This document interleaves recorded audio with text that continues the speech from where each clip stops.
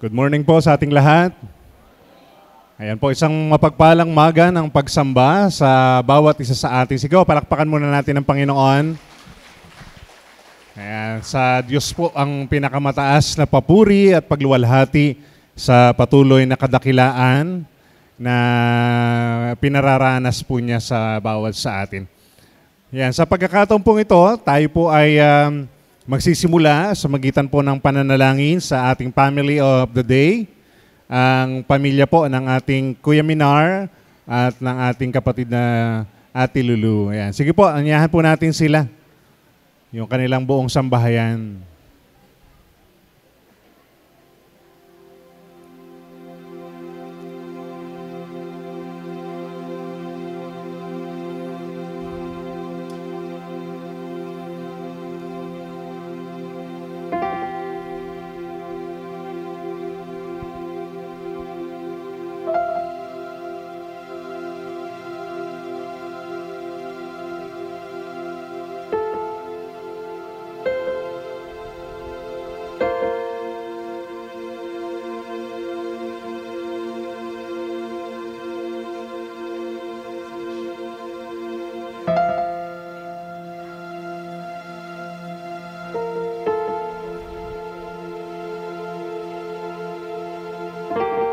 Sige po, samahan po natin ang pamilyang ito sa kanilang panalangin at sa kanilang pagpapasalamat sa ating dakilang Diyos na buhay.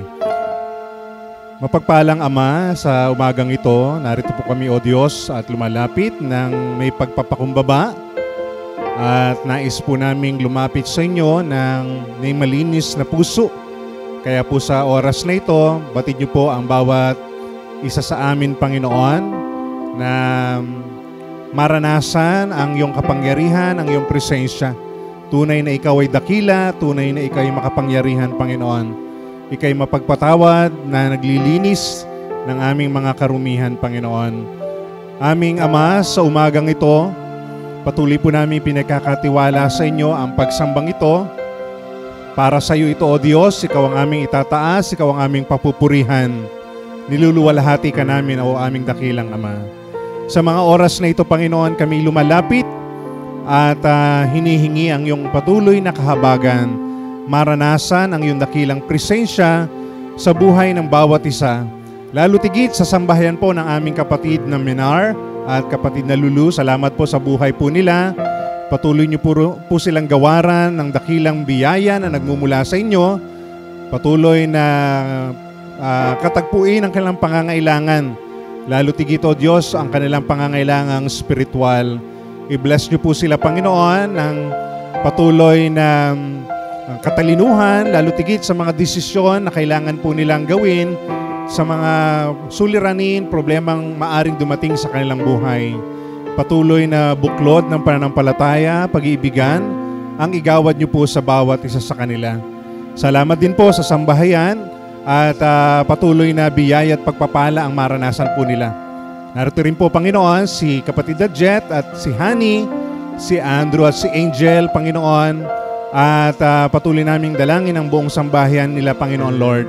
Patuloy niyo pong pagpalain ang kanilang mga pisikal na pangangatawan na maranasan po nila, Panginoon, ang patuloy na biyaya na nagmumula sa inyo.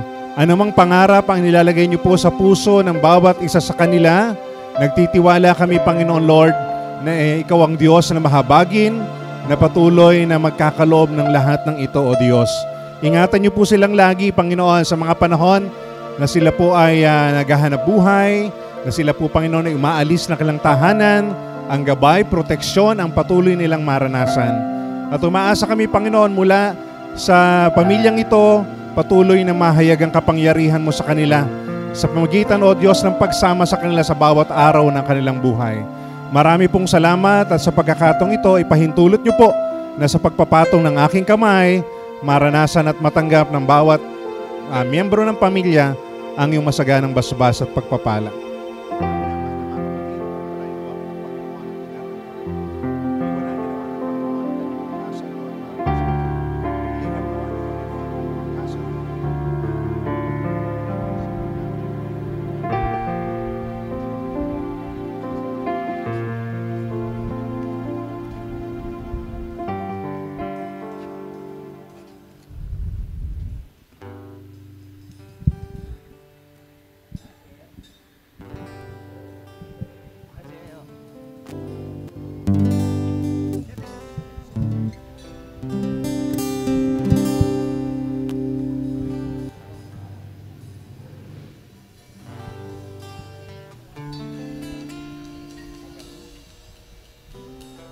Amen. So mapagpalang umaga po sa bawat isa sa atin. Come on, tayo po tayong lahat at tayo magpupuri at sasamba para sa ating Panginoon. Come on, yung malakas na palakpak po para sa ating Panginoon.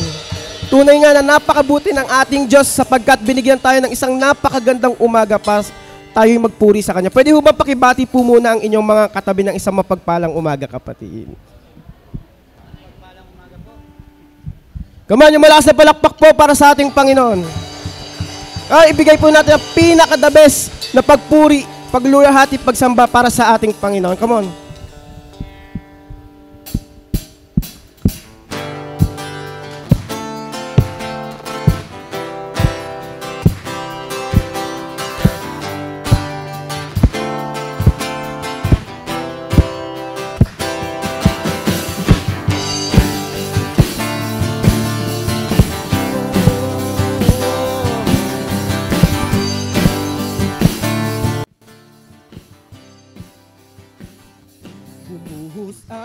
Ulan umagos at halos malunod na. Umihip ang hangin, pinilit na ako ay itumba. Pinalot ng dilim ang langit, kinapos ng liwanag. Pagtitiwala ko'y hindi matitinag. Pangako mo'y aking sandigan at biyaya mo'y lubos. Ang bisig mo ang kublihan hanggang matapos ang unos. Paglipas ng pagod at luha, di maaring huminto ang pagbukal ng pagsamba sa aking puso. Tuloy ang awit, sigaw ng aking puso nagtagumpay. Pagkat lakas mo ang taglay, tuloy ang awit, tuloy ang daloy at ito'y walang humpay. Ang ilog ng papuri ay hindi mapipigil, hindi matutuyo.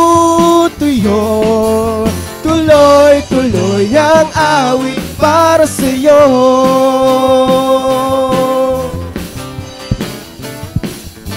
Bumuhos ang ulan, umagos at halos malunod na. Umihip ang hangin, pinilit na ako ay itumba. Binalot ng dilim ang langit, kinapos ng liwanag. Pagtitiwala ko'y hindi matitinag. Pangako mo'y aking sandigan at biyaya mo'y lubos. Ang bisig mo ang kublihan hanggang matapos ang unos. Paglipas ng pagod at luha, di maaring huminto ang pagbukal ng pagsamba sa aking puso. Tuloy ang awit, sigaw ng aking puso nagtagumpay. Pagkat lakas mo ang taglay, tuloy ang awit, tuloy ang daloy at ito'y walang humpay. Ang ilog ng papuri ay hindi mapipigil, hindi matutuyo. Tuloy-tuloy ang awit para sa'yo. Tuloy ang awit, sigaw ng aking puso nagtagumpay. Pagkat lakas mo ang taglay, tuloy ang awit, tuloy ang daloy at ito'y walang humpay. Ang ilog ng papuri ay hindi mapipigil, hindi matutuyo, hindi mapipigil, hindi matutuyo, hindi mapipigil, hindi matutuyo. Tuloy-tuloy ang awit para sa'yo.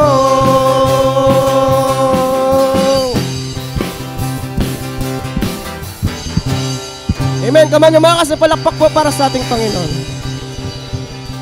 Come on, let's continue to worship the Lord.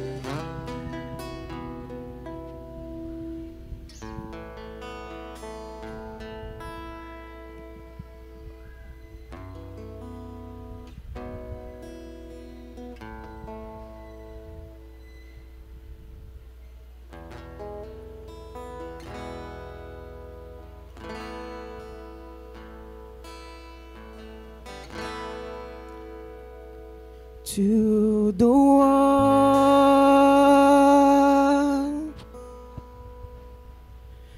to the Lamb, and to our King upon the throne.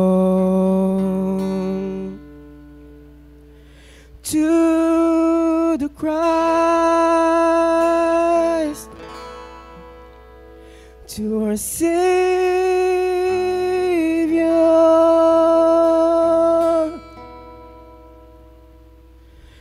To the risen Son of God,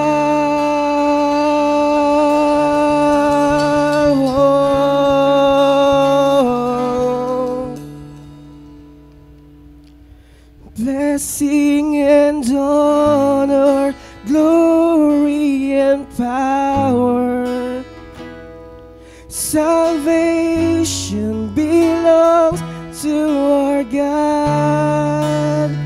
Blessing and honor now and forever. Salvation belongs to our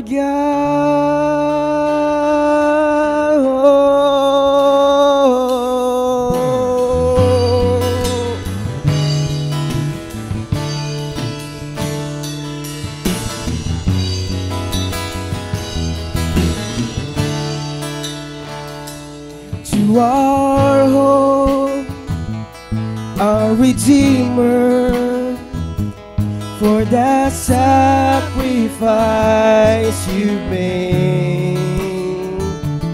From our hearts, heaven To the heaven, we declare, for your glory we proclaim blessing and honor, glory and power.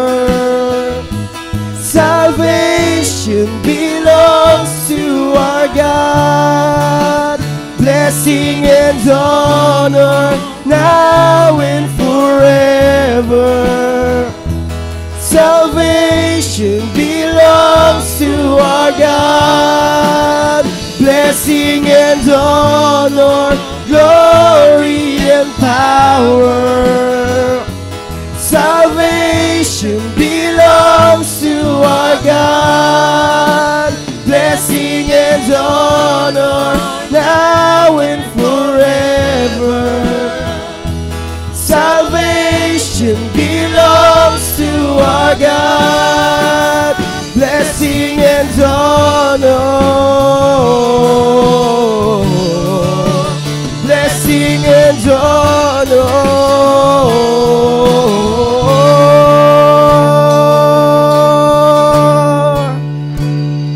So holy, so worthy, so great is your name, that the earth will adore you. Shout out your fame. So holy, so worthy, so great is your name, that the earth will adore you. Shout out your fame. So holy, so worthy, so great is your name, that the earth will adore you, and shout out your fame. So holy, so worthy, so great is your name, that the earth will adore you, and shout out your fame. So holy, so worthy, so great is your name, that the earth will adore you, and shout out your fame. So holy, so worthy, so great is your name, that the earth will adore you, and shout out your fame. Blessing and honor, glory and power. Salvation belongs our God. now and forever. Salvation, blessing and honor, glory and power. Salvation belongs to our God. Blessing and honor now and forever. salvation belongs to our God. Blessing and honor, blessing and honor, blessing and honor, blessing and honor.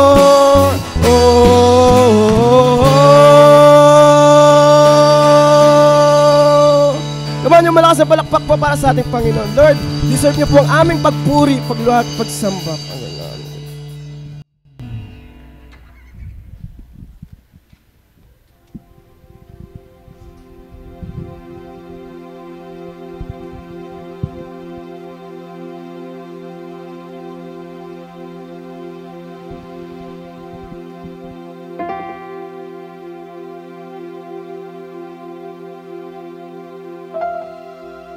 Isaiah 25:1.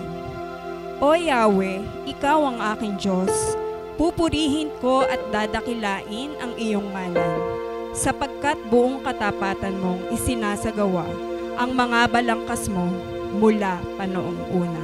Tayo po ay saglit na manalangin.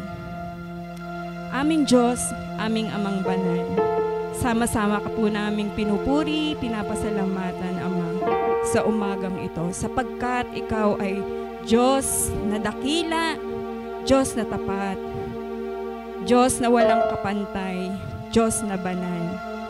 Salamat po ng maraming salamat, Panginoon, dahil Ikaw ang Diyos na amin pong pinaglilingkuran.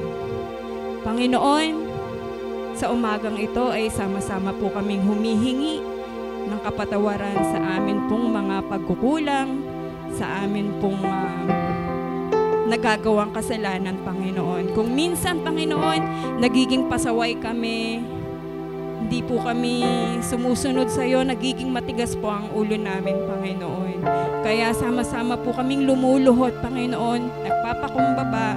Panginoon, pakalinisin mo po yung aming mga puso at paging tapatin kami, Panginoon, sa amin pong gagawing pagsamba sa iyo sa umagang ito. Panginoon, maraming salamat po sa walang hanggang pag-ibig, walang hanggang pagpapala, walang hanggang pagpapatawad, Panginoon, sa amin. Maging sa mga paggabay mo, Panginoon, sa bawat araw ng aming mga buhay.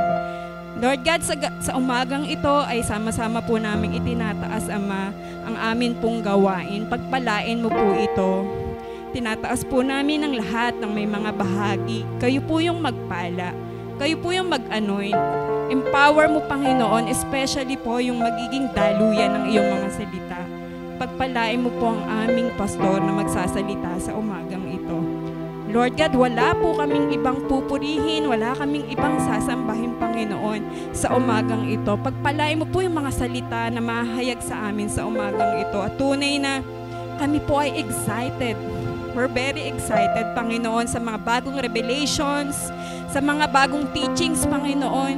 I-ready mo po yung puso namin, Panginoon. At sana po makita mo, masumpungan mo na yung puso namin ay handa po laging magpakorek, Panginoon. Handa kaming magpa-rebuke, Panginoon, sa mga sasabihin mo sa amin.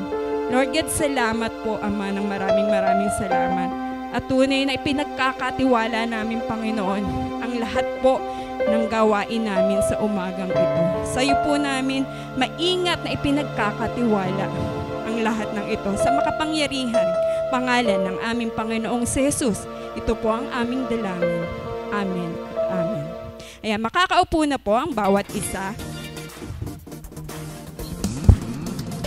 Ayan, good morning po sa ating lahat, maging sa mga kasama po natin sa atin pong online. Ayan, sa umagang ito po ay nais ko pong i-welcome po. Meron pala tayong bisita. Ayan, siya po ay si Ate. Ayan, correct me if I'm wrong, hindi ko po alam kung tama. Pazeline. Ayan. Welcome po, Ate Pazeline Comeda. Ayan. Siya po ay kasama ng atin pong kapatid na Elisa Pasyon. Ayan, nasaan po siya?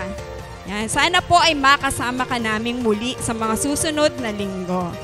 Yan.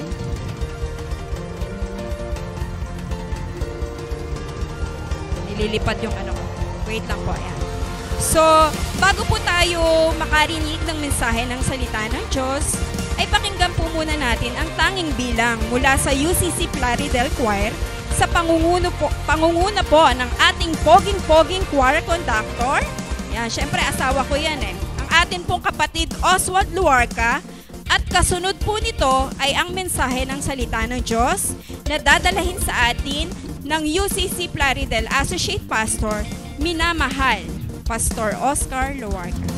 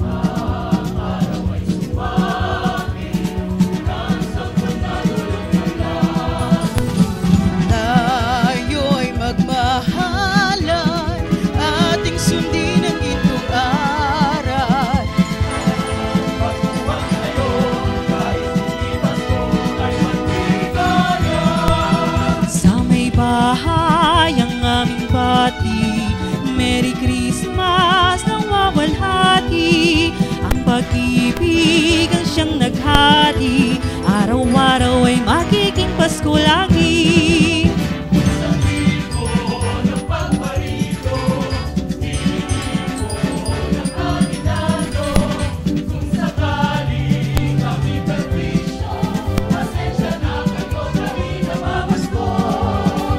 Pasko ay sumapit na naman, kaya tayo ay dapat na magdiwang. Pagkat ngayon ay araw ng pagsilang, ni Jesus natin malilimutan.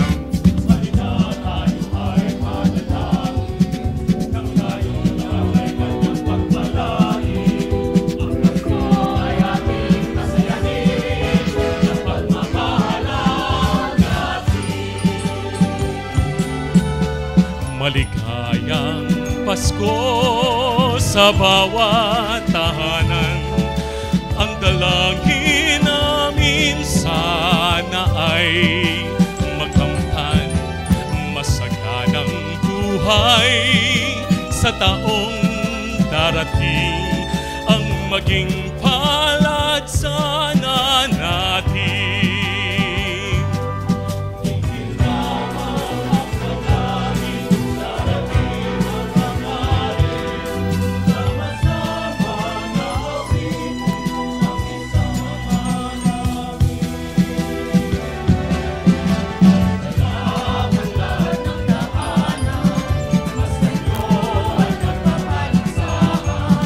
May parol at ilaw bawat bintana, may sadyang na iba't ibang kulay, kay ganda ng ayos ng simbahan.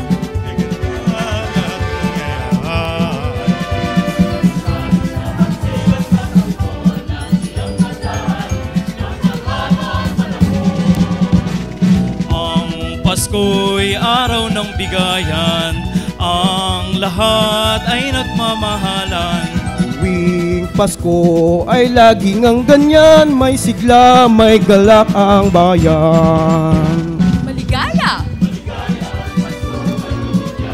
Masagana! Pagdiwang!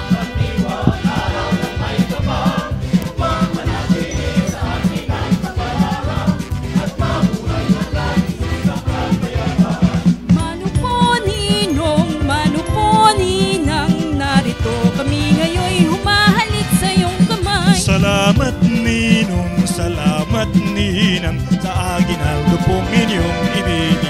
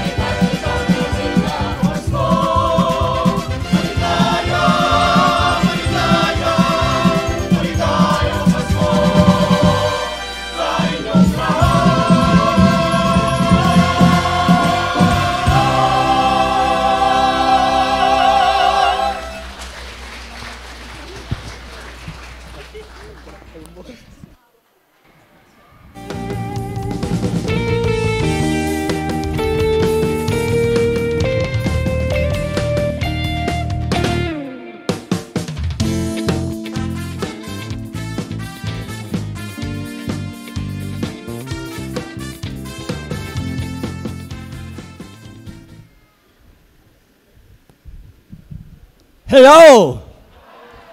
Isang magandang umaga po sa ating lahat. A blessed Sunday morning to everyone. Palakpakan nga natin ang Panginoon ngayong umaga. Hello mga Dabarkats.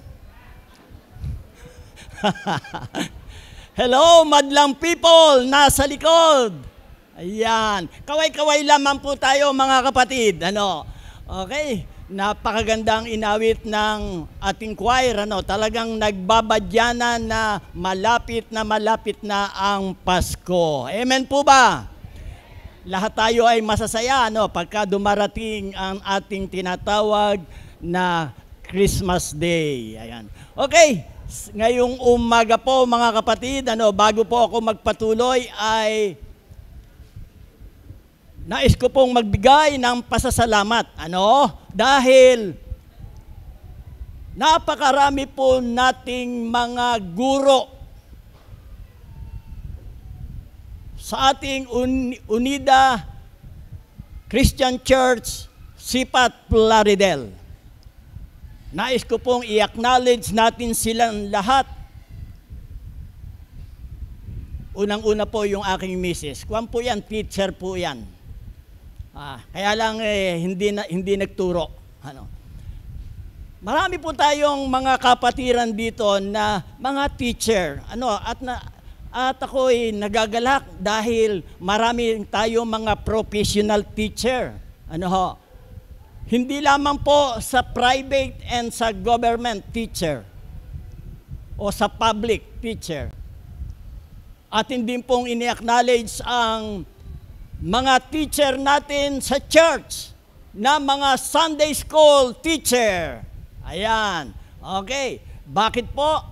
Hindi lang yung mga Sunday school teacher. Kung hindi, pagka ikaw ay nagtuturo at ikaw ay isang leader, ikaw din ay isang teacher. Dahil pinangungunahan mo sa isang pag-aaral, ang isang kapatid, ang dahilan noon, ang tawag sa iyo, ikaw ay teacher. Amen po ba? Kaya ngayong umaga, palapakan nga po natin ang lahat ng mga teacher, guro, sa public, sa private, maging sa ating church na ito. Okay, ginagamit po sila ng Panginoon at naniniwala ako na ang isang teacher ay hindi lamang isang profession, kung hindi ito talaga ay isang ministry. Ano ho? Isang ministry na talagang mula doon sa maliliit na bata, may mga teacher, mga professor na kung saan ay nagbibigay at nagtuturo ng karunungan upang ang isang tao ay matuto at makagraduate, hindi lamang sa elementary, hindi lamang sa senior high, kung hindi doon sa kanyang graduation sa course na kanyang kinuha. Amen po ba kayo? Kaya minsan pa, palakpakan natin yung mga ating mga teacher Parang kuminsan parang nakakalimutan silang batiin. Ano po? Kaya naman, ina-acknowledge natin sila sa kanilang mga ginawa. Okay? Ngayon pong umaga, ang ating pong DS ay nasa Laguna. Ano po? Dapat hindi ako mag-speak ngayon dahil 3 series sunod-sunod ang kanyang ituturo at ako yung sa panghuli. Pero napaaga yata Ayun. Napaaga yung aking pagme-message. Kaya purihin natin ang Panginoon sapagkat ang ating DS ay talagang napaka-busy. Kahit na doon sa Laguna, siya ay natatawag. Meron pong kasalang bayan at ang ating DS ang magkakasal. Kaya mga kapatid, sa umagang ito, tulad po ng ating nakikita, yung ating pong series na daloy ay mula po sa month of September hanggang December. Tatagal po ba kayo? Yung po bang daloy ninyo ay hindi hinto? Magpapatuloy po ba ang pagdaloy ninyo tulad ng agos sa batis na malinis na patuloy ang kanyang pag-agos? Ayan, okay. Naniniwala tayo na ang mensaheng ito, marami siyang dadalhin sa atin sapagkat ang daloy ay isang salita na ito ay dumadaloy siya tulad ng agos sa batis, maging sa ilog, patungo sa karagatan, hindi humihinto dahil meron siyang daan. Kaya tayo mga kapatid, sa atin pong series na ito ay na pag-aaralan ngayong umaga, ay yun din po na sa message nung nakaraang linggo sa ating DS ay atin pong ipagpapatuloy po yon. At dahil doon, yung daloy na biyaya ng Panginoon sa buhay natin ay dapat nararanasan natin ito, hindi man ito sa araw ng linggo, kung hindi sa bawat araw, maranasan ng mga mananampalataya yung biyaya ng Panginoon, yung kagandahang loob ng Panginoon ay nararanasan niya sapagkat ang ating Diyos na buhay ay may salita at pangako sa bawat isa sa atin. Amen po. Kaya ngayong umaga sa atin pong topic, bago po yun ay napakaganda yung inawit, nagpapaalala sa atin, Pasko na naman. Ibig lang sabihin, yung lahat ng mga ninong-ninang, magsipaghanda na dahil ang mga inaanak ninyo ay tiyak na mamamasko sa inyo. Ibig lang sabihin na Pasko na naman ay nagpapaalaala ito sa atin na merong isang pangyayari sa buhay ng tao at sa buong mundo. Merong ibinigay at merong nagbigay.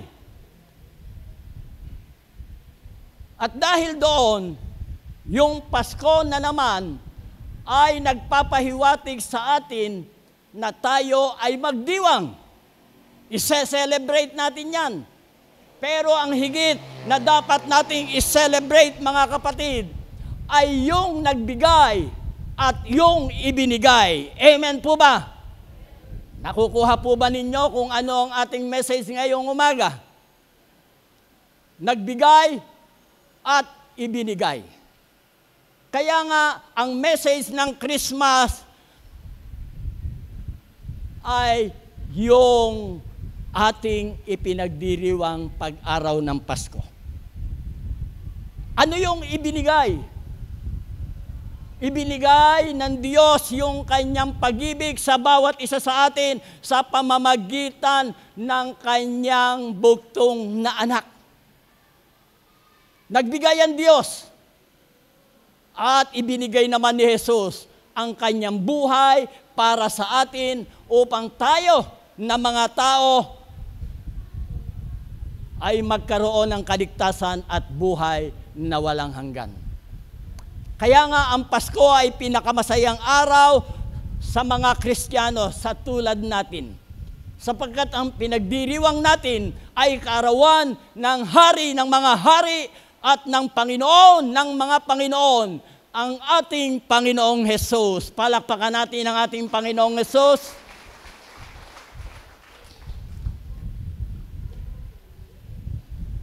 Kaya bakit natin ipinagdiriwang yan? Dahil ang Diyos ang unang umibig sa atin. Ang Diyos ang unang umibig sa atin. Hindi natin kayang umibig. Pero dahil sa pag-ibig ng Diyos, tayo ngayon ay nakakaibig, nakapagbibigay dahil nagmula sa Kanya ang biyayang ito. Kaya mga kapatid, yung sa ating topic niyan, pagka po ito ay ating susundan, ay makikita natin na ang pagbibigay ng Diyos ay daloy tulad ng agos na hindi humihinto sa kanyang direksyon. Kaya tayo po mga kapatid, sa panahon ngayon,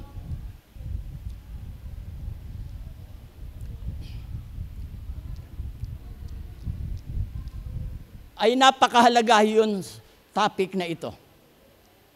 Ang topic natin ngayong umaga ay Blessed Giver.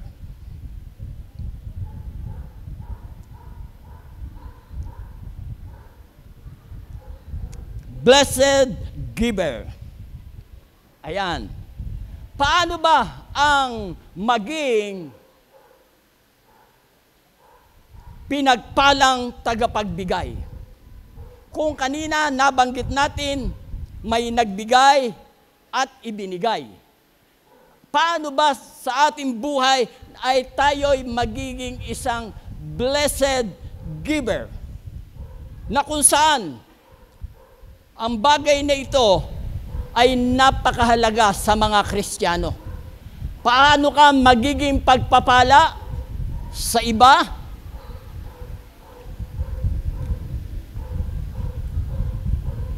At papaano ka namang magpapala sa iba?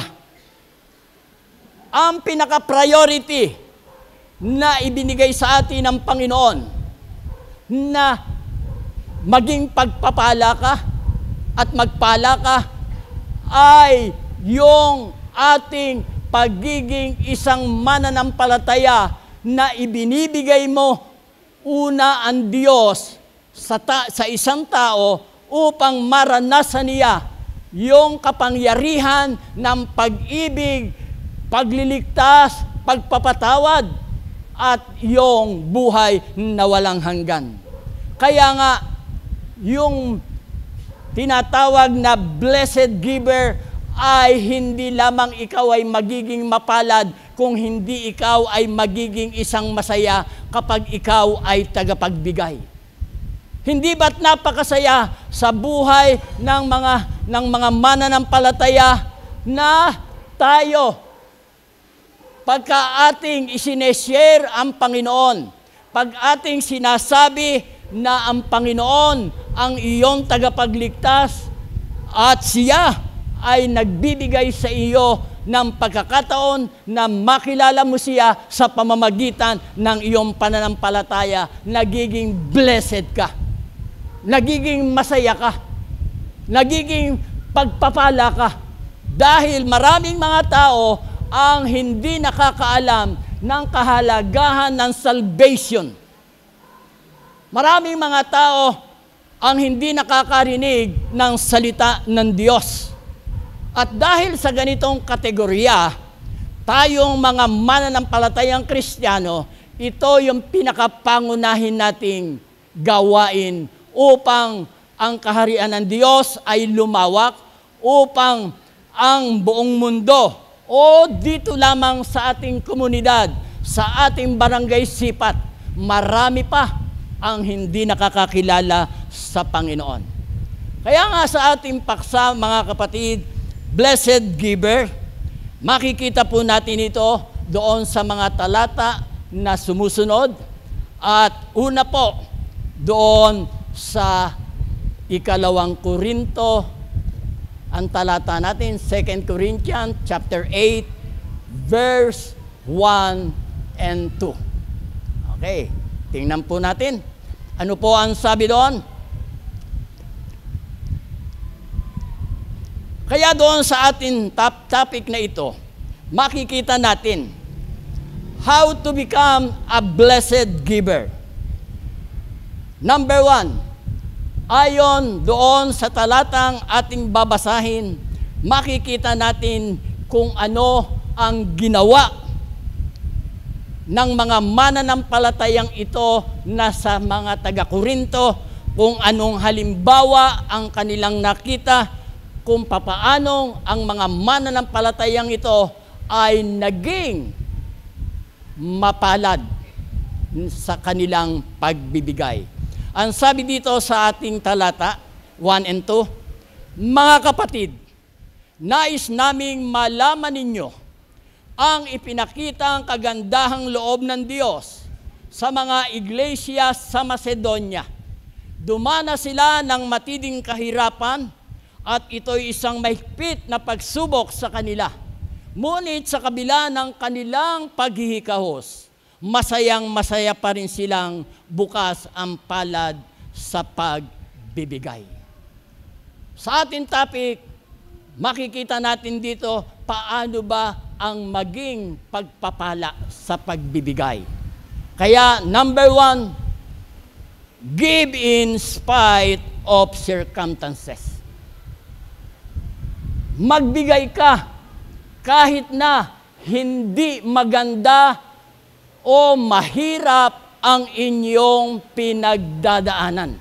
Nakita natin dito sa mga talatang ito, si Apostol Pablo ay nagsasalita, nangungusap siya sa mga taga-Korinto, isineshare niya kung ano ang ginawa ng Panginoon sa mga iglesia sa Macedonia.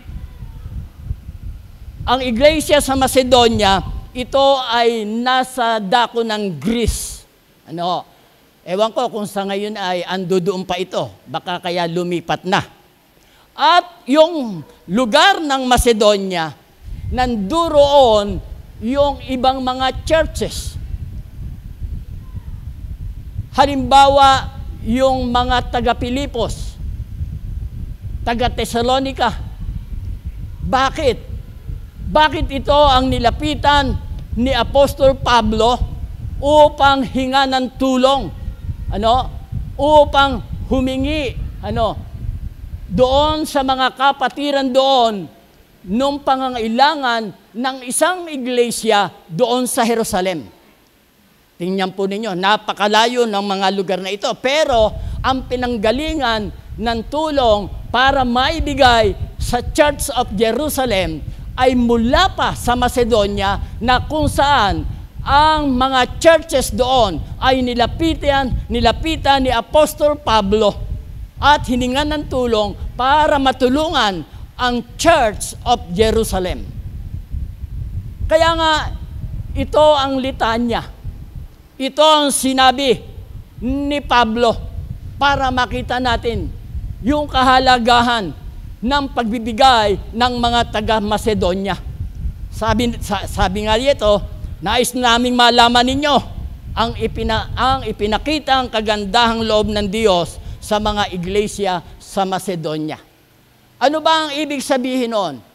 Mas higit na ang mga taga-Macedonia ba, katulad ng Pilipos, Thessalonica, ay mas nakakahigit sa Jerusalem?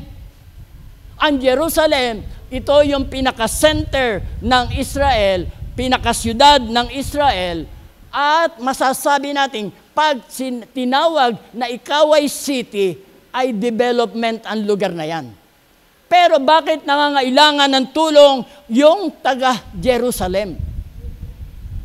Para ipakita lang dito, mga kapatid, na ang mga mananampalataya doon sa Macedonia, sa kabila ng kanilang paghihikahos, sa kabila ng kanilang paghihirap, maaaring dumating sa kanila ang iba't ibang mga pagsubok. Pero hindi napahiya si Apostol Pablo na magbigay ng tulong yung mga taong ito. Nagkaroon sila ng tinatawag na collection. Pero sa atin, ang tawag natin dyan ay offering. Kaya naman, ang mga taga-Macedonia, nakita natin, pinakita doon, hindi sila mayaman. Dumadanas pa nga sila ng kahirapan. Dumadanas pa nga sila ng mga iba't ibang pagsubok. At matinding kahirapan. Ngunit, sa kabila noon, ang sabi, masaya pa rin sila at bukas palad na nagbibigay.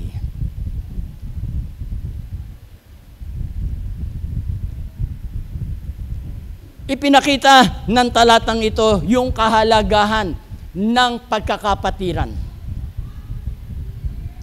Ipinakita nung talatang ito na hindi posible na ikaw ay malayo, hindi makakarating ang tulong.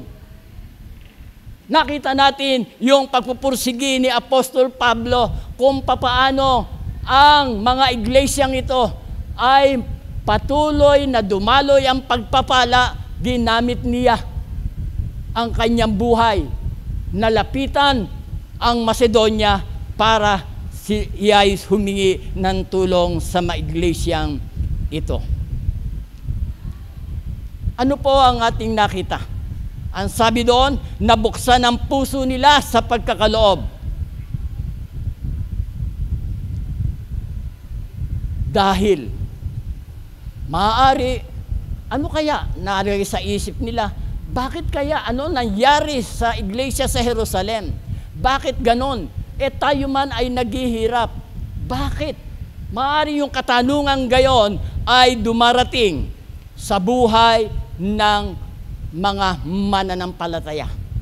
Kaya sabi nga, doon sa una bagay na points ay binanggit doon, give in spite in a constant circumstances. Ang mga taga-Macedonia, nagbigay sila kahit marami silang pangangailangan, nagbigay sila kahit na meron silang kahirapan, nagbigay sila kahit na maraming pagsubok silang pinagdadaanan.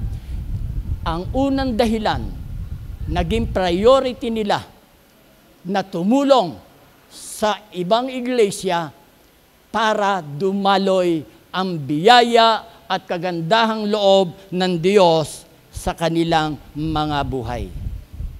Doon sa ating pangalawang points, second point, ang sabi dito, give enthusiastically. Ano? Sa verse 3 and 4 ay ganito. Bakit sila'y masaya pa ring nagbigay?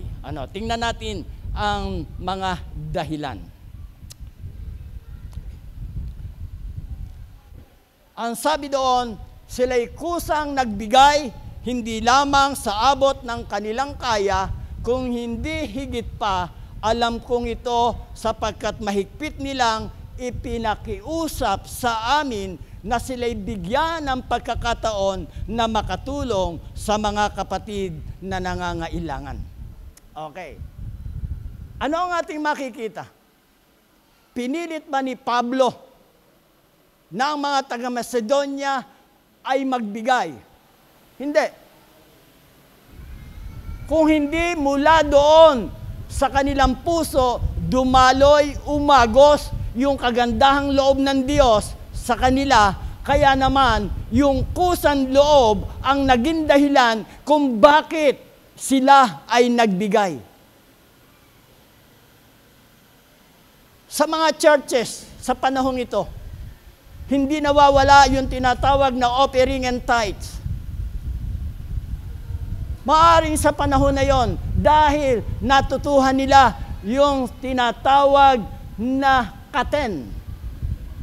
Malapit na natin i-celebrate yan sa third Sunday, sa susunod na linggo. Ano ba yung katen? Ito ay natutuhan ng ating church na dahil sa kabutihan ng Diyos, naunawaan nila yung kahalagahan ng pag-iikapo.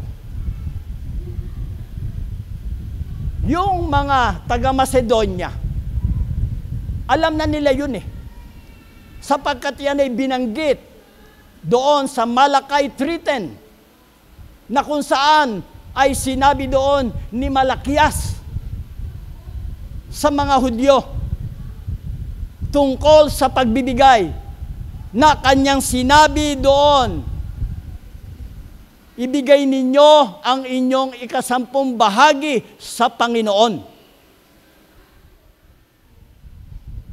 Matagal na yon.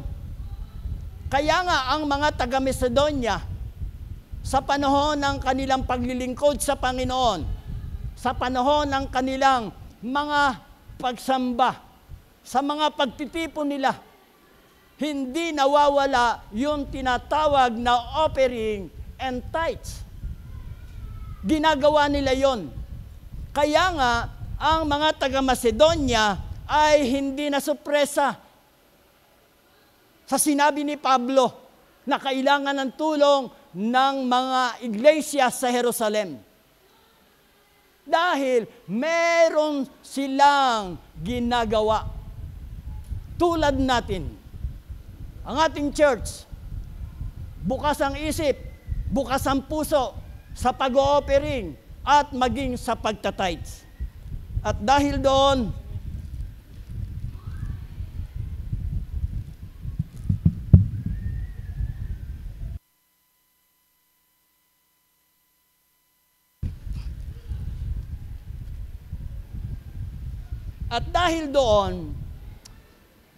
ang mga churches na ito sa Macedonia, makikita na natin yung kanilang pananampalataya.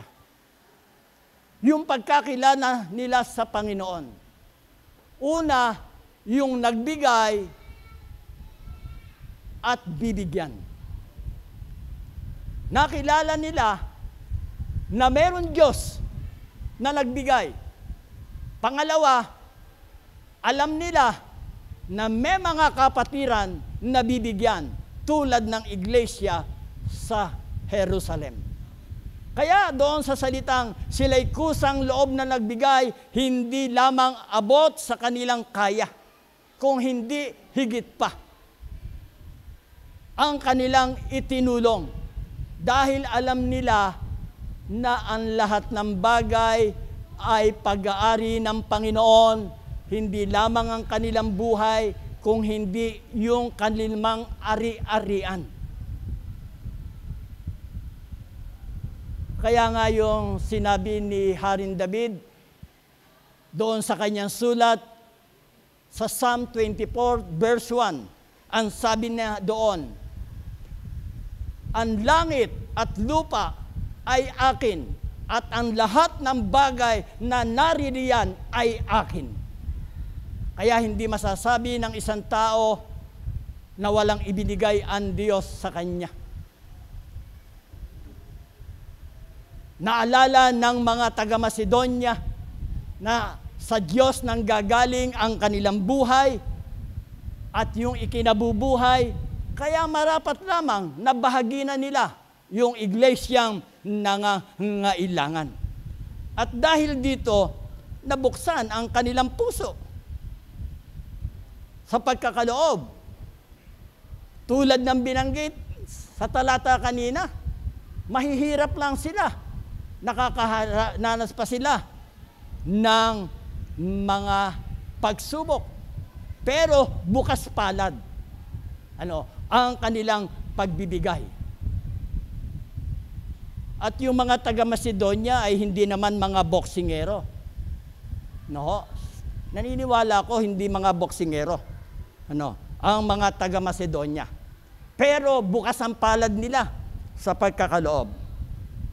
Kaya mga kapatid, ang sabi dito, alam ko ito sapagkat mahigpit nilang ipinakiusap sa amin na sila'y bigyan ng pagkakataong makatulong sa mga kapatid na nangangailangan. Nakita natin yung plano ng paglapit ni Apostol Pablo sa Macedonia, nagkaroon na ng katugunan. At mas siguro, mas higit pa doon ang ipinagkaloob niyon. Kaya nga, hindi mapapantayan ng isang mahirap ang pagbibigay ng isang mayaman. Gayunpaman, ang kagandahang loob ng mahirap ay maaaring higit sa ipinakita ng mayaman.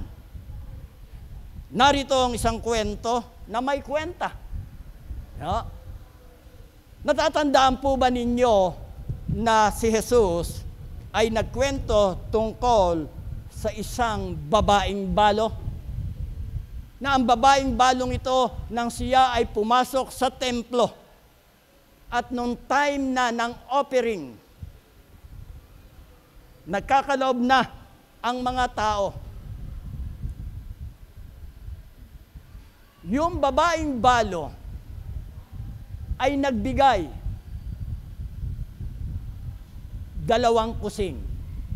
Ang ibig sabihin sa ating pera ay isang pera. Nakita natin at bakit ito ay sinabi ni Jesus.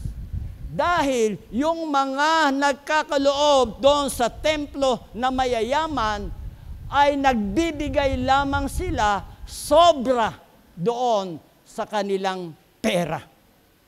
Pero ang babaeng balo, nagbigay siya doon sa kanyang buong buhay. Pag sinabi nating mahirap na balo, mahirap na balo pa. Ibig sabihin, walang inaasahan sa buhay. Pero ando doon, nakita natin doon sa kwento ni Jesus na ang mahirap na balong ito ay ibinigay na niya yung kanyang natitirang pera. Maaari, ito ay kanyang pananghalian na. Dahil pumasok siya sa templo sa oras ng pagsamba. Pero ibinigay pa rin niya yung bagay na iyon. Kaya mga kapatid, ano yung bagay na makikita natin doon?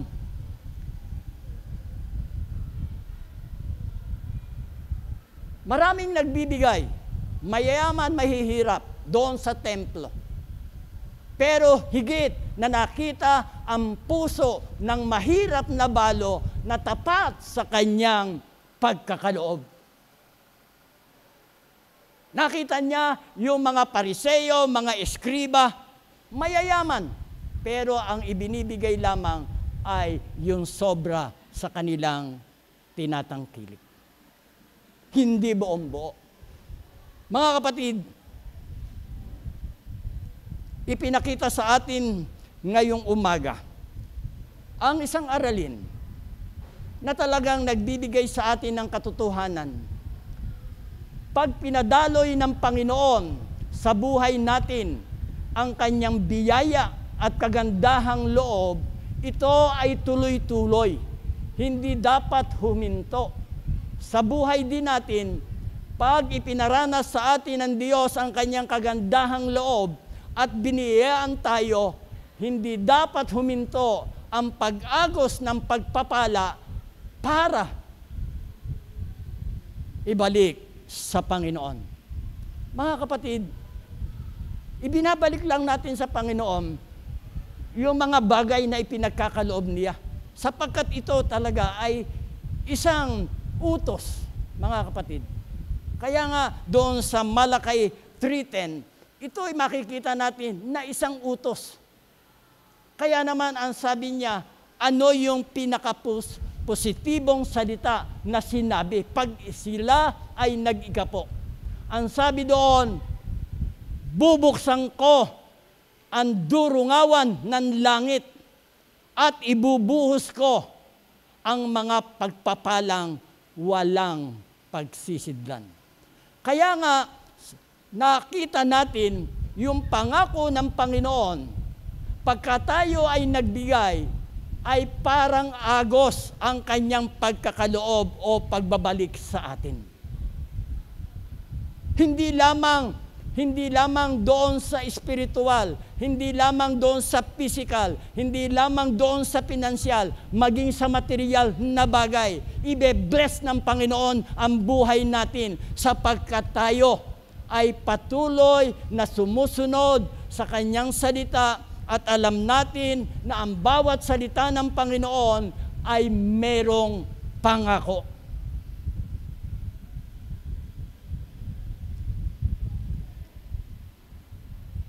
Ako, nais ko pong i-share sa inyo at na-amaze ako pag akin na pagbabalikan ang nakaraang buhay namin.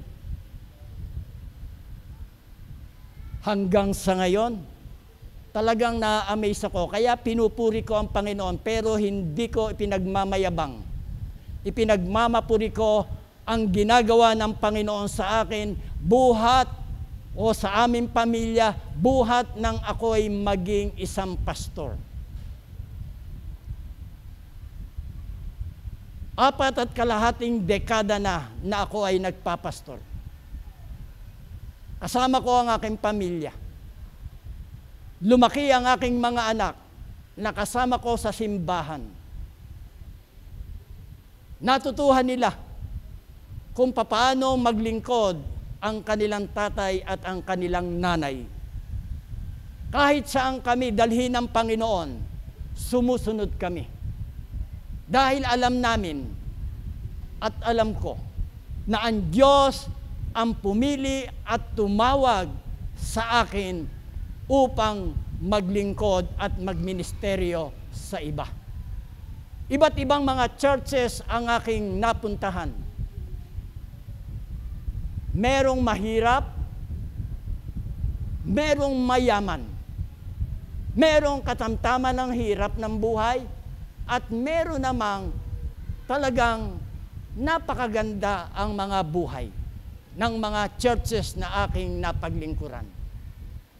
Pero mga kapatid, hindi nawawala sa buhay ng mga manggagawa ang mga problema at mga pagsubok. Noong panahong yaon, na dekada 80, nang ako'y magpastor. Nang panahong yaon, sinasabi nila, magaan ang buhay, pero yung kinikita ng isang manggagawa ay napakababa. Paano sasapat sa isang pamilya na meron kang 5 anak, nagsisipag-aral, pero ang Panginoon hindi nagkulang. Ang aking asawa, aking kabiyak, si kapatid na Norma, siya'y nagtatrabaho noon sa government, sa Bulacan Provincial Government. Siya ay isang empleyado na hindi naman mataas ang posisyon. Pero siya ay may pangarap sa kanyang buhay. Pagkatapos na siya ay lumabas sa opisina sa Provincial of Bulacan, pumapasok pa iyan sa paaralan. Kahit na siya'y tapos na, pumasok siya sa Baliwag College. Ang kinuha niya ay education. Sa katitiyaga, natapos niya ang education. Hindi pa rin siya tumigil sa pag-aaral. After nang siya'y makatapos ng education, siya ay nagmasteral dito sa La Consolacion sa Malolos. Noon ay napakahirap ang buhay at talaga naman sa 5 anak na ibinigay sa amin ng Panginoon, sila ay napag-aral namin. At mga nakatapos, mga professional din naman, maliban lang doon sa aking anak na panganay. Yung 2 anak ko na si Orpa Kabigting, na ngayon ay nasa Amerika, at si Oswald, sila ay graduate ng PBS College of Bible. Noon itinatanong ko, bakit mga anak, iyan ang pinili ninyo? Ito ang gusto namin . Unti-unti, nakita ko ang kahulugan ng kanilang pagkapili doon sa kanilang course. Ginamit ang aking 2 anak sa mga gawain, lalo na doon sa mga churches na aking pinupuntahan, nagagamit sila. At hindi lang yon, talaga namang hanggang sa ngayon, kahit napunta sa bansang Amerika yung aking anak na si Orpa Kabigting Luwarka, sila ay nagse-serve pa rin sa Panginoon sa isang church doon sa Louisiana, na ang church na ito ay Healing Place. Sila ay musician. Yung aking manugang ay isang guitarist, at si Orpa naman ay isang kasama sa praise and worship team. Yung 2 apo ko, andoon sila, tumutulong sila sa multimedia. At iyon ang naging bunga. Si Oswald, hanggang sa ngayon, kasama natin.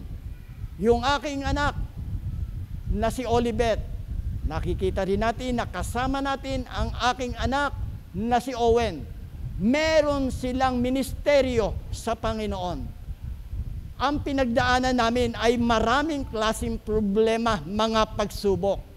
Ngunit dahil sa pananampalataya at dahil natutuhan namin na ang sikreto upang patuloy na pagpalain ka ng Panginoon, una, ibigay mo ang iyong buhay sa Kanya.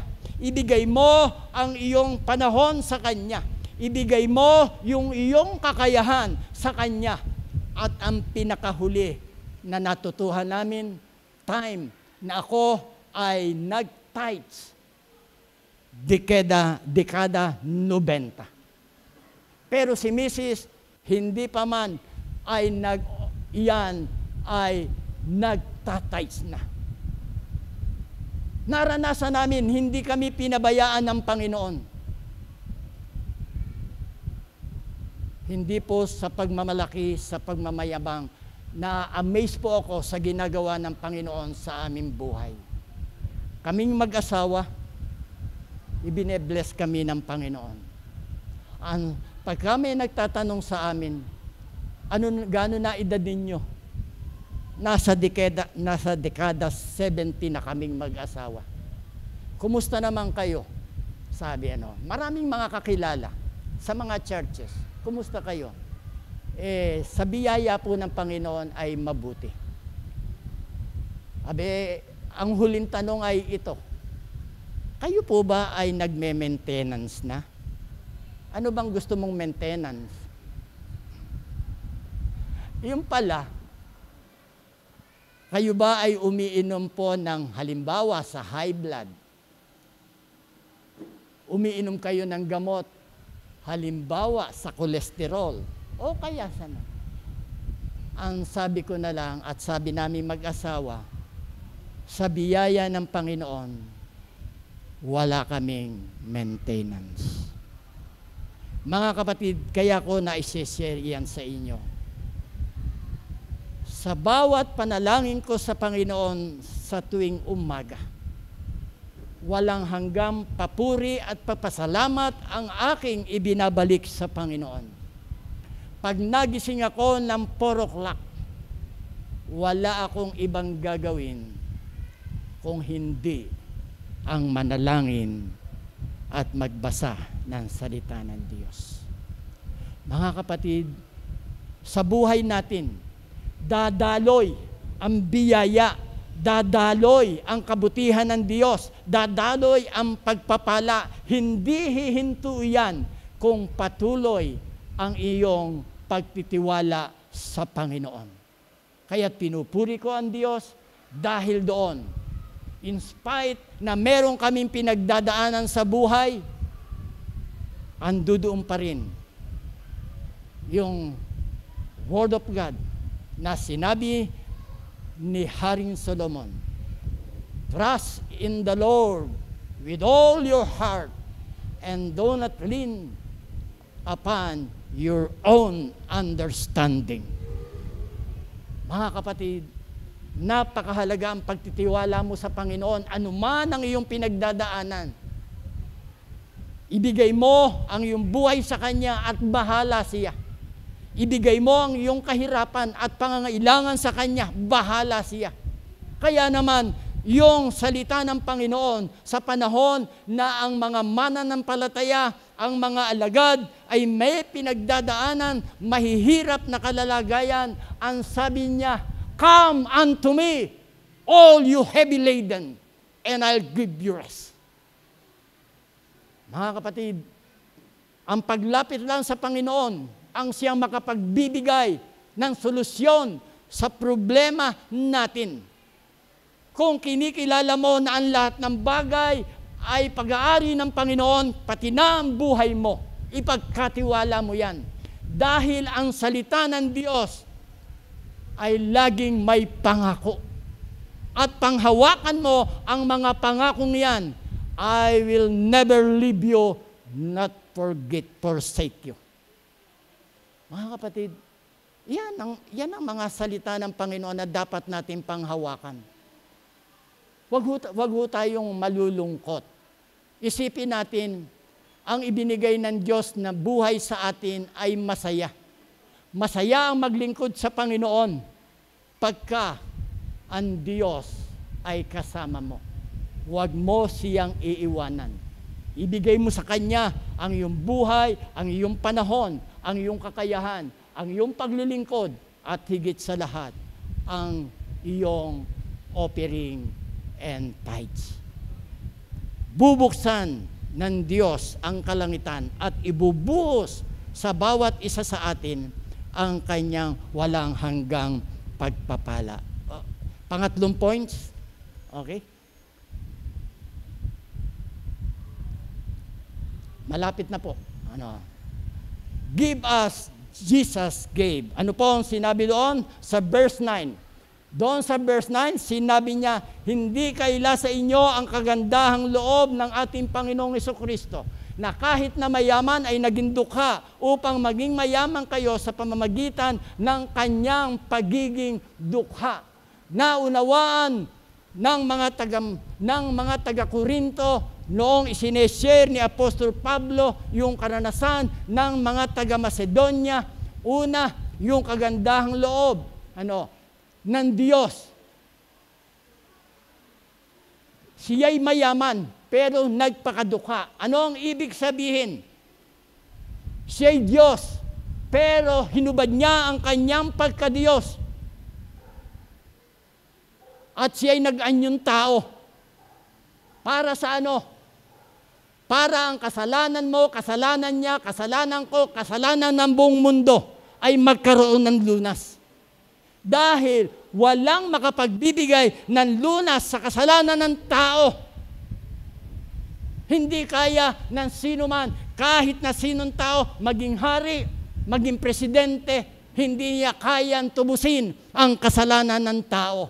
Iisa lamang ang magbibigay ng katubusan. At ito ang ipinahayag ni Pablo sa mga taga-Korinto. Kahit na mayaman ay naging dukha upang maging mayaman kayo. Ano yung ibig sabihin? Upang maging mayaman kayo. Tayo'y mga dukha dahil sa kasalanan. Pero pinaging mayaman tayo ng Panginoon upang maranasan natin yung kapangyarihan ng kanyang pagpapala. Siya ay Diyos na banal. Pero nakita niya ang tao na walang lunas sa kasalanan. At iisa lang ang naiisip ng Diyos, yung kanyang buktong na anak. At doon, nagkatawan tao ang Diyos sa pamamagitan ni Jesus. Kaya nga, siya ang naging gantimpala natin sa ating kasalanan. Kung hindi niya ibinigay ang kanyang buhay, ang kanyang katawan, ang kanyang dugo doon sa krus ng Kalbaryo, at kung siya ay nung siya'y nananalangin doon sa Garden of Gethsemane, naranasan niya yung nararanasan ng taong hirap. Nananalangin siya, habang siya'y nananalangin, tumutulo yung sa atin pawis. Pagka may mga bagay na tumutulo sa atin, pero kay Jesus, dugo ang tumutulo habang siya'y nananalangin doon sa Garden of Gethsemane. Ang kanyang panalangin, dahil kung inyong babasahing mabuti, ibig niyang bumitaw sa mga nararanasan niyang pag-uusig ng mga tao. Ibig na niyang bumikaw, kaya't siya nung gabing yaon nang siya'y nananalangin, tumutulo yung kanyang pawis, pero dugo. Ang sabi niya, huwag ang kalooban ko kung hindi ang kalooban mo ang masunod. After ng panalangin na yon, umalis na si Jesus kasama ang mga alagad. Hinuli na siya. Hinuli na siya ng mga sundalong Romano, kasama ang mga Pariseo at mga eskriba. Ipapako siya sa krus. Kaya nga, siya'y hinatulan. Dadapot si Pilato ay hindi humatol. Ang kanyang ginawa, ibinigay siya sa mga tao. At ang mga tao ang humatol. Ipako siya sa krus. Ipako siya sa krus. Mga kapatid, ito yung sinasabi ng mga talatang ito. Kahit na mayaman ay naging dukha, si Jesus, hindi dapat siyang magpakasakit. Hindi dapat na ibigay niya ang kanyang buhay dahil tayo ang makasalanan. Pero hindi kinakailangan mangyari iyon. Kaya nga, ang sabi ng Romans 6:23, ang kabayaran ng kasalanan ay kamatayan. Dadapot ang kaloob ng Diyos ay buhay na walang hanggan kay Jesus. Binayaran ni Jesus ang ating kasalanan sa pamamagitan ng kanyang kamatayan sa krus ng Kalbaryo, upang lahat lamang tayo na mga tao na pag tayo'y sumampalataya sa kanya, mararanasan natin. Una, ang pagpapatawad ng Diyos, sapagkat yung kanyang pagkapako sa krus ay simbolo ng kanyang pagpapatawad sa kasalanan ng lahat ng tao. Kaya nga ang sabi niya, ang sino mang sasampalataya sa kanya,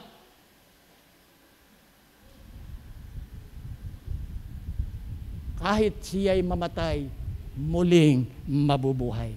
Mga kapatid, ito ang nais ng Panginoon. Ang sabi nga,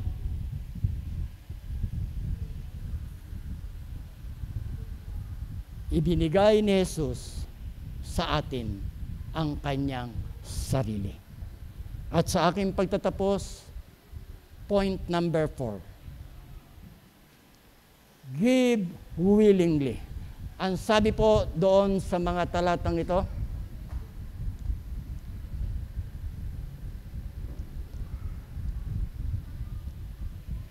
ang sabi dito ni Pablo, kaya tapusin na ninyo ito.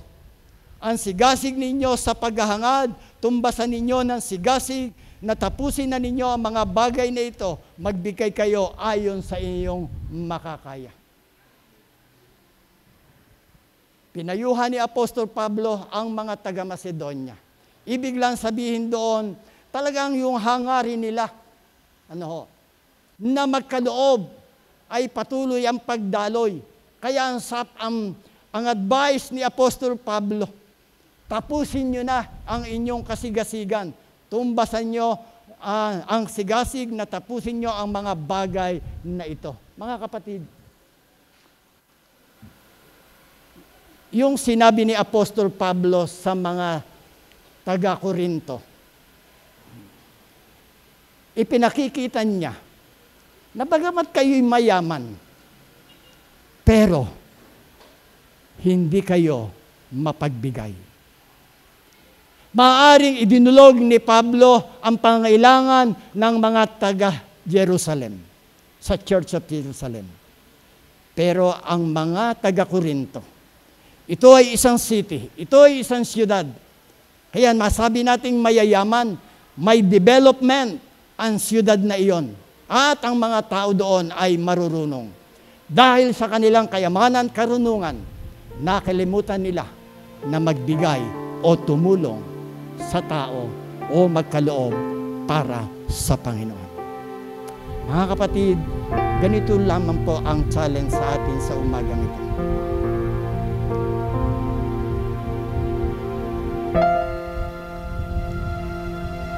Ang naghahasik ng kaunti ay mag-aani ng kaunti. Ang pagbibigay ng ating salapi para sa gawain ng Panginoon ay tulad ng paghahasik ng binhi sa lupa. Kung sagana tayong magbibigay, masagana ring ibabalik sa atin iyon ng Diyos. Ang sabi ni Solomon sa kanyang sulat sa Kawikaan 11:24 hanggang 25. Ang taong mapagbigay ay lalong yumayaman. Ngunit naghihirap ang tikom na mga kamay. Ang taong matulungin, sasagana ang pamumuhay, at ang marunong tumulong, tiyak na tutulungan. Mga kapatid, ito ang challenge sa atin. Ang tuntunin ito ay hindi lamang tumutukoy sa mga material na bagay, kundi pati sa mga bagay espiritual. Pag nagkaloob ang Panginoon, kumpleto sa iyong buhay. Tayo ay nasa physical at meron tayong pangangailangan sa pinansyal. Meron din pangangailangan tayo sa espiritual. Pero kung tayo ay magiging tapat sa Panginoon sa pagbibigay ng ating tithes, tapat din naman siya sa kanyang pangako. Bubuksan ko ang langit at ibubuhos ko ang walang katumbas na biyaya o pagpapala. Mga kapatid, huwag nating isipin na kapag tayo ay nagbibigay sa Panginoon, tayo ay nawawalan. Hindi po. Huwag niyong iisipin niyon. Pag nagkaloob ka sa Panginoon, maging sa offering, maging sa tithe, huwag mong isipin na ikaw ay nawawalan.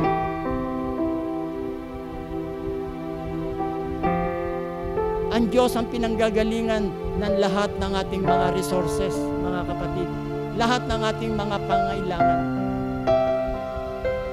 Kaya, huwag nating iisipin to na para tayong nawawalan o nababawasan. Hindi, lalo pang dadagdagan ng Panginoon niyan kung tayo ay laging tapat na nagkakaloob sa Kanya. Kapag naghasik ng binhi sa lupa ang isang magsasaka, ang binhi ay hindi nawawala. Ito'y nagiging ani. Kaya yung pagtatanim, isang kaparaanan yan upang ikaw ay mag-ani. Ganun din naman, sa pagkakaloob sa Panginoon, huwag mong isipin na ikaw ay mawawalan. Kung hindi, isipin mo, dumadaloy ang biyaya ng Panginoon sa buhay mo dahil hindi ka niya pagkukulangin. Mga kapatid,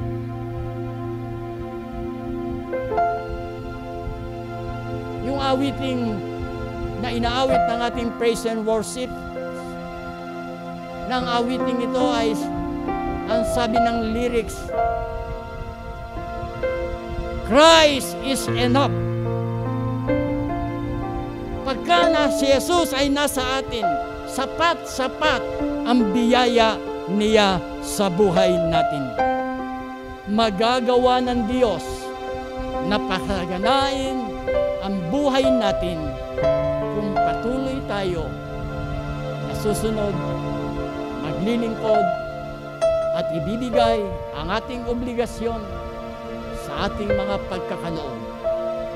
Purihin ang Panginoon at sa tanghaling ito, nawa ang salita ng Panginoon ang panghawakan natin sapagkat nasa Kanya ang ating buhay at maging ang ating pangangailangan. Purihin ang Panginoon, tayo po ay manalangin. Salamat o Diyos na sa umagang ito sa aming topic na Blessed Giver. Panginoon, matatawag na kami ay mapalad. Matatawag na kami ay pinagpala. Kung mula sa aming puso, kami ay mapagbigay sa iyo at gayon din naman sa mga tao. Panginoon, salamat sapagkat kayo ang daluyan ng lahat ng mga biyaya. Sa umagang ito'y ipinakita mo sa amin kung papaanong ang mga taga-Macedonia ay nagkaloob ng lubos-lubusan dahil una nilang ibinigay ang kanilang sarili sa inyo. Una nilang ipinagkatiwala ang kanilang buhay sa inyo. At dahil doon, sila'y nananampalataya na hindi mo sila pababayaan. Panginoon, ang UCC Plaridel, hindi mo kami pababayaan. Kami ay patuloy niyong tuturuan. Patuloy niyo kami bibigyan, Panginoon, ng iyong mga salita na makapagpapatibay sa aming buhay espiritual. Napakahalaga sa aming Panginoon na kami ay makapaglingkod sa inyo, makasunod sa inyong mga inuutos, at magawa namin, Panginoon, ang mga ministeryo na ipinagkatiwala mo sa amin. Kaya salamat o Diyos sa umagang ito. Pagpalain mo po ang bawat isa at maranasan namin ang kapangyarihan ng iyong paggabay. Sa pangalan ng aming Panginoong Hesus, ito po ang aming dalangin. Amen and Amen.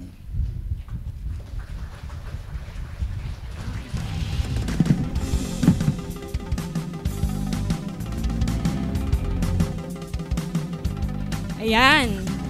Maraming salamat po sa mabiyayang mensahe, Tatay Oscar.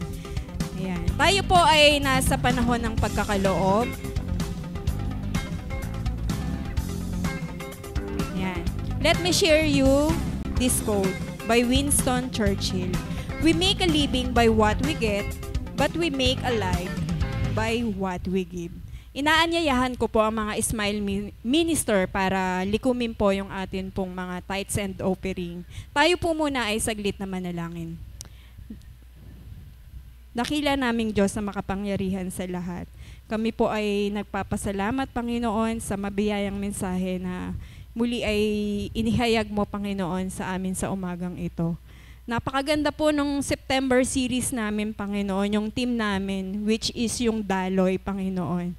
At ang prayer ko, Panginoon, na habang dumadaloy po yung mga pagpapala mo sa aming mga buhay, ay maging prayer po ng bawat isa sa amin na kami po ay maging daluyan ng pagpapala, Panginoon, sa ibang tao, sa lahat po ng bagay, Panginoon, at lalo't higit maging pagpapala kami sa iyo, Panginoon.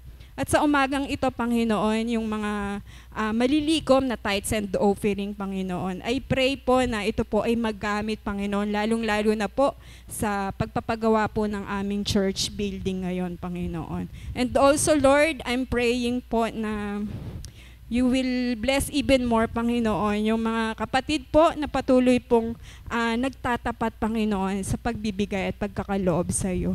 Thank you, Lord God. This we pray in Jesus' name. Amen. Para po sa ating mga balita, ayan, hinihiling ko po ang katahimikan ng bawat isa para po mapakinggan nating mabuti yung ating pong mga balita. Inaanyayahan po ang lahat sa 6th anniversary ng Bulihan Mission mamayang 2 p.m. nagaganapin sa Dolly's Bakery, Bulihan, Plaridel, Bulacan. Ang atin pong guest speaker ay ang atin pong General Evangelist, Pastor Ricky Rabino. Sa mga makikiisa at sasama po, ay pinapaalala lamang po na magsuot po ng kulay red na t-shirt. At sa mga gusto pong sumama, ayan, makipag-ugnayan, magpalista po tayo sa atin pong Elder Romel Dayaw. Inaanyayahan din po ang lahat mga cell group leaders and members sa atin pong National Mission Celebration and Small Group Conference sa September 16 sa ganap na ika-alauna ng hapon sa UCC Balagtas. Ayan, mga kapatid, wala po itong registration fee pero paalala lamang po na bring your own food. Ang atin pong t-shirt color na isusuot ay kulay mustard o yung atin pong uniform na mission kung meron po. Ayan. Sa mga nagnanais na dumalo, magpalista po kayo sa inyong mga network o cell group leaders. Maraming salamat po.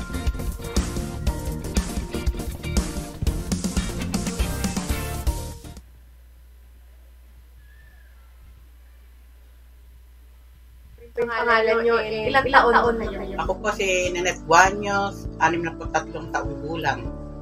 Ako po si Lolit Parparan, 60 taong gulang. Kailan po kayo nagsimulang maging member ng Katen? Natatandaan ko po yun na mag-umpisa talaga ng M3 din. Talagang na po ako noon. Nung nakasali na po ako, lagi po ako nag-iika po. 2013 po o 2014, ang alam ko po, doon po ako nag-start ng mag-iika po sa M3 din. Ako parang ganun din sa kay Ninit, parang halos sabay lang nang kami nag-umpisang mag-M310 o Katen. Paano naging pagpapala sa'yo yung Katen over the years? Doon ko po nadaman yung pagpapala ng Panginoon na talaga pag inunang mo siya, yung para kanya. Yung po nagkakaroon ng channel of blessing, talagang ang anak ko po, may ginamit ang Panginoon, na kaya nakapag-aral. At doon ko po talaga nadaman na ang pagbibigay sa Panginoon, yung lalo unahin natin siya, talaga po doon na iba po yung dating, talagang madadrama mo talaga na hindi ka nawawalan. Kumbaga, patuloy po yung pagpapala hanggang sa matapos po yung anak. Ay, ako talagang malaking pagpapala sa akin yung pagiging member ko ng Katen. Kasi unang-una, napagtapos ko yung 2 anak ko. Talagang nung magkaten ako, doon ko nasubukan talaga na kapag ang Panginoon ang inuna mo, ang pagpapala ay talagang kasunod. Kaya ngayon tapos na ang mga anak ko at nasa panahon naman siya na pareho na rin may trabaho ang anak ko. Kaya talagang nagpapasalamat ako sa Katen na talagang kapag sinubukan natin o ginawa natin ang pagbibigay sa Panginoon, lahat ibibigay sa atin ng Lord. Kaya eto, sa biyaya ng Lord, nakatapos ang anak ko, ngayon naman nagsisipagtrabaho na. Kaya talagang laking pasasalamat ko sa Lord. Kaya po bilang ina ng tahanan, inaanyayahan po kayo na talagang mag-ika po, talaga ibigay natin. Ito naman po talaga hindi naman utos talaga, ito po ay kailangan natin gawin dahil nasusulat po naman ito sa banal na kasulatan, doon sa Malakay 3:10 na talaga naman po kailangan ibigay natin yung para sa Kanya. Kasi kung hindi po natin bibigay yun, hinanakawan natin ang Panginoon. Kaya encourage din po natin yung ating mga anak na magkaloob, lalo na po yung may mga trabaho, talaga namang yun hindi sa kanilang pagsisikap, kundi dahil sa Panginoon na binigyan sila ng trabaho. Kaya ngayon naman po, kailangan naman ibalik din. Sapagkat hindi po tayo lugi, may sukli pa nga. Kasi pag tayo ay patuloy nagkakaloob at nagbibigay ng ikapo sa Panginoon, talaga pong tuloy-tuloy ang blessing talaga po. Tsaka bilang ina, sa mga tatay, lalo na po sa mga kabataan na may mga trabaho, hindi kayo binigyan ng Panginoon para sarili ninyo kanyang dahil yung mga profesyon po na yan, sa Kanya po nagbubuhat.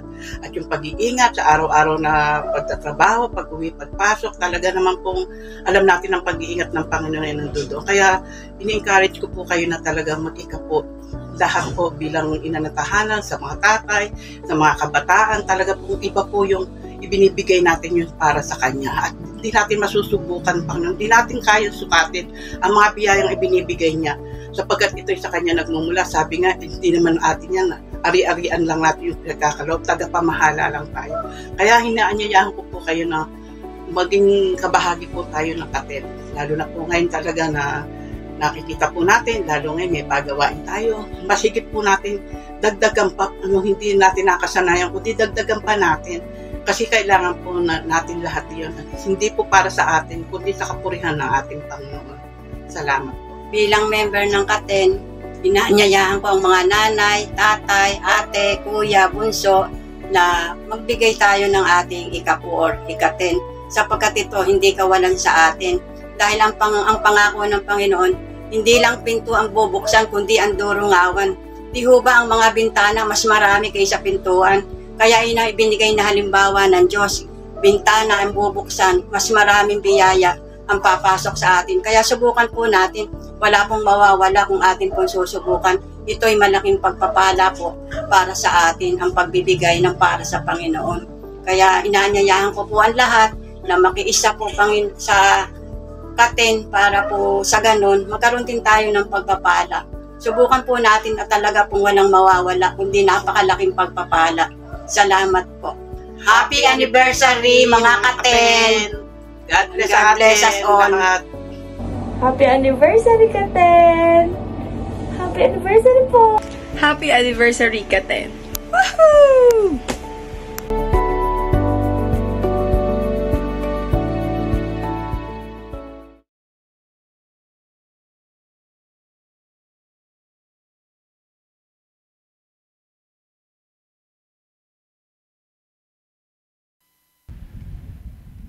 Okay, salamat po.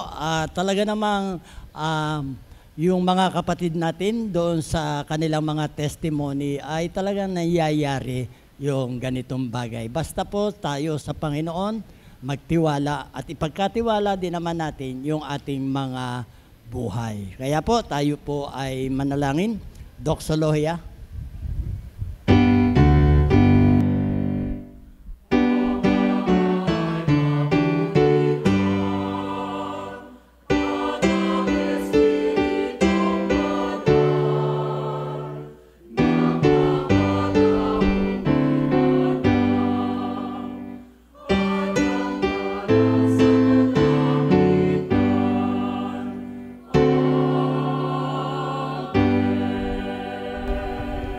Aming Ama at aming Diyos na makapangyarihan sa lahat, salamat po sa lahat ng bagay na ginawa niyo sa amin, sa pagsamba namin sa araw na ito. simula pa lamang sa aming pagkagising hanggang sa ngayon, O dakilang Diyos, sa aming pagdako. Naririto kami, Panginoon, nagpapasalamat sa lahat-lahat ng ginagawa niyo, O dakilang Diyos, at sa bawat araw. Kaya naman, Panginoon, lalo ninyong dagdagan ang pananampalataya ng bawat isa sa amin. Lalo ninyong dagdagan ang pagtitiwala namin anuman ang mga circumstances na pinagdadaanan namin. Panginoon, sa inyo pa rin kami aasa, mananampalataya. Kaya naman sa umagang ito, Panginoon, sa amin pong pag-iiwa-hiwalay, pagpalain mo ang aming mga kapatid na sa araw ng bukas, sa loob ng 1 linggo, mga kapatid namin na nagsisipag-aral sa mga paaralan, sa iba't ibang paaralan. Panginoon, gabayan mo po sila, ingatan mo sila, Panginoon, bigyan mo po sila ng kalakasan, kalusugan, higit sa lahat, Panginoon, yung karunungan sa pag-aaral, ipagkaloob mo sa aming mga maliliit na mga kapatid, maging sa aming mga kabataan, maging, Panginoon, yung mga nasa high school at nasa college, na sa pasukang ito, Panginoon, ay patuloy na maranasan po nila ang inyong paggabay at pag-iingat. Panginoon, dalangin ko rin po sa inyo ang bawat pamilya ng UCC family. Panginoon, sa panahong ito, dakilang Diyos, nakakaranas kami ng mga iba't ibang mga problema. Gayunman, Panginoon, pag kami ay tumitingin sa inyo, pakikilala namin, Panginoon, na ikaw ang nakakakita sa amin at sa mga nangyayari sa amin. Panginoon, nagkakaroon kami ng lakas ng loob, katatagan, sapagkat alam po namin ang salita mo ay may pangako. Kaya naman doon kami manghahawakan, O Diyos, sa pamamagitan ng kapangyarihan ng iyong salita. Anuman ang mga sitwasyon na pagdaanan pa namin, kami ay merong lakas, sapagkat ang salita mo ay katotohanan. At sa pamamagitan nito, inaangkin namin na kami hindi nyo pababayaan. Panginoon, sa amin pong paghiwa-hiwalay, dalangin namin sa inyo yung iba pong mga gawain pa namin, O dakilang Diyos. Gawain po ng Katen sa susunod na linggo. At sa araw na ito, Panginoon, sa ganap na 2 ng hapon, ang Unida Mission Church sa Bulihan, na kung saan ito ang daughter church ng Sipat, ay binayaan mo ng 6 na taon. Kaya naman, O Diyos, ang sinimulan mo sa lugar ngayon ay iyong lulubusin, pagpapalain, sapagkat naniniwala kami na inilagay mo, Panginoon, ang misyong ito upang patuloy na lumaganap ang iyong salita, ang iyong kaharian, at maraming mga tao ang makaranas ng iyong biyaya ng pagliligtas. Salamat po, Panginoon, purihin ka. Ito po ang aming dalangin sa pangalan ni Jesus.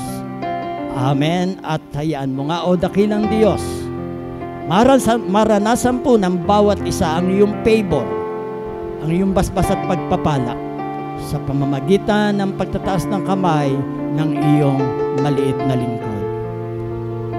Mga minamahal na mga kapatid, pagpalain kayo ng Panginoon at ingatan kayo. Paliwanagin nawa ng Panginoon ang kanyang mukha sa inyo at mahabag sa inyo. Patuloy na maranasan ninyo ang katugunan ng Panginoon, pag-iingat, pangangailangan, paggabay, pagsama sa inyong buhay, mula ngayon at magpakailanman, sa pangalan ng Ama, ng Anak, at ng Espiritu Santo.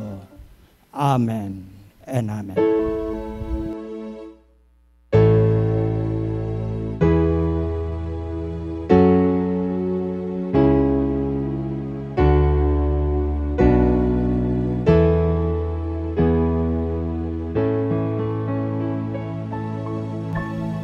Magandang umaga po. God bless us all.